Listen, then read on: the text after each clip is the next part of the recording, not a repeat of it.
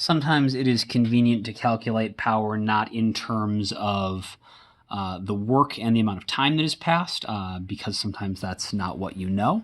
But something else that would have to be that we would often have access to is if a force is doing work on an object, that object has to be moving. It has to be getting displaced, which means that it has to have a velocity.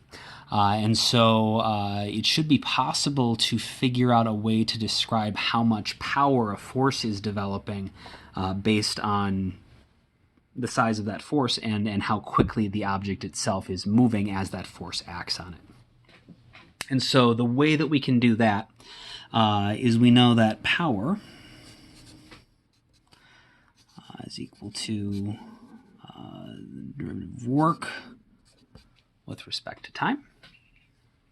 And so the dW in calculus refers to a teeny tiny infinitesimally small bit of work. It's the work done over the smallest time increment.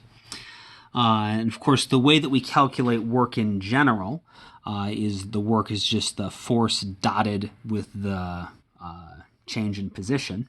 And so, if instead of wanting the entire work, which would be F dot x, instead we could just have the ittiest bittiest tiniest bit of work is going to be the force dotted with dx, just the tiniest bit of change in position. And of course you might recognize that dx over dt is just the velocity. And this is in the x direction, but as long as you just orient your axis so that your motion is in the x direction, then this will just be the velocity. And so that means that the power developed by a force acting on a moving object is equal to the force dotted with the velocity. And of course, a dot product is also the same as doing FV cosine theta.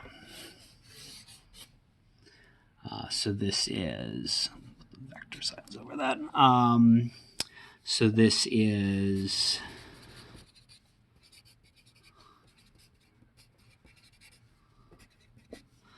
by force F acting on a particle